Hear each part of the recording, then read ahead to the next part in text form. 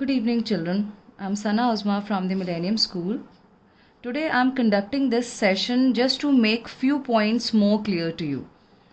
I took a small session, a demo session you can say today on Zoom, in which I came to know that many children are having problem in reducing the chemical formula from the chemical name.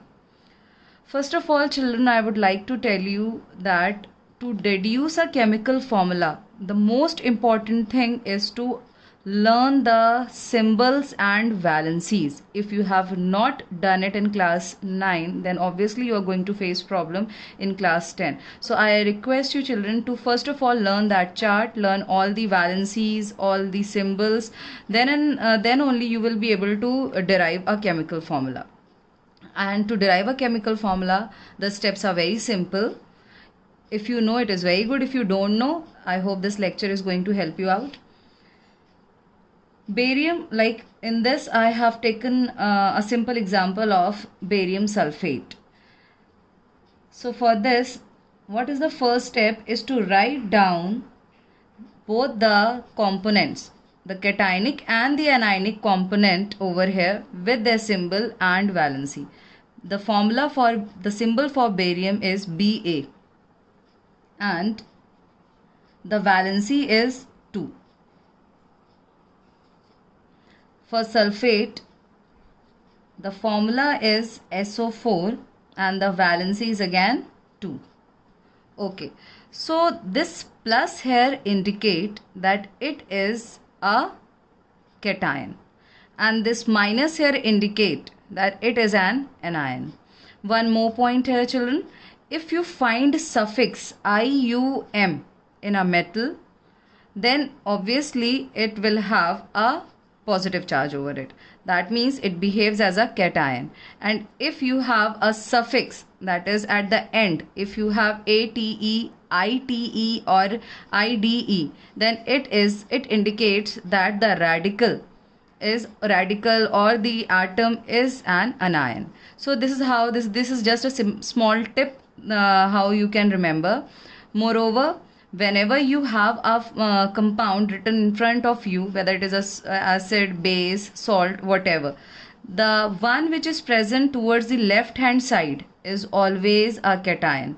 That means this is written towards left hand side, so this will behave as cationic species, and the one which is present towards right will behave as anion. Okay, and I hope you know this, that ions are of two types, cation and anion. Cation bears positive charge and anion bears negative charge. So I have written both the components here. The one which is present towards left hand side is a cation and the one present towards right hand side is an anion. Now what is the next step? The next step is to write down these two again. Okay, and now a crisscross method applies here.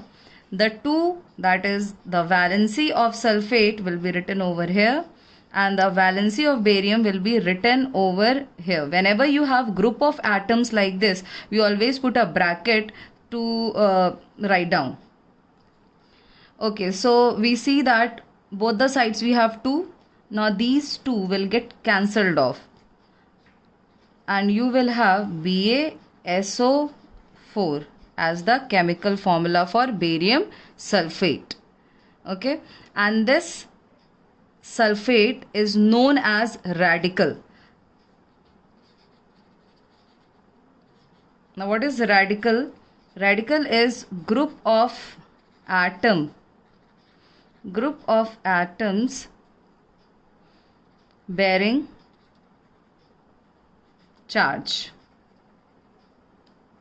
Group of atom bearing charge is known as radical. So some other examples are nitrate, NO3 minus, one you saw sulfate, nitrite, NO2 minus is also a radical, bicarbonate, HCO3 minus. The chart that I sent you have many such radicals as example.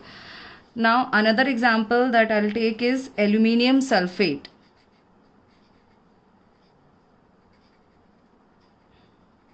Or I'll take aluminium carbonate. Just to change the radical. Okay, aluminium will be cationic species and carbonate will be the anionic species. So aluminium, the symbol is Al and carbonate is CO3. 2 minus is the valency of carbonate, and for aluminium the valency is 3 plus. Now again we follow the crisscross method. We write aluminium here and we write carbonate here. So what will happen? This 2 will come here and this 3 will go this side. So the formula will become Al2 CO3 whole thrice. This is the formula for aluminium carbonate. The third example that I am taking is ammonium bicarbonate.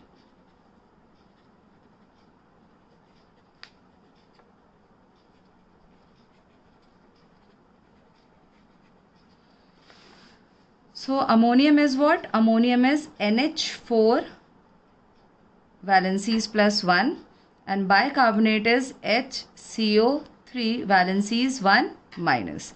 So when you will follow the crisscross method, since both have 1 1, so it will get cancelled off. The formula will become NH4 HCO3. This will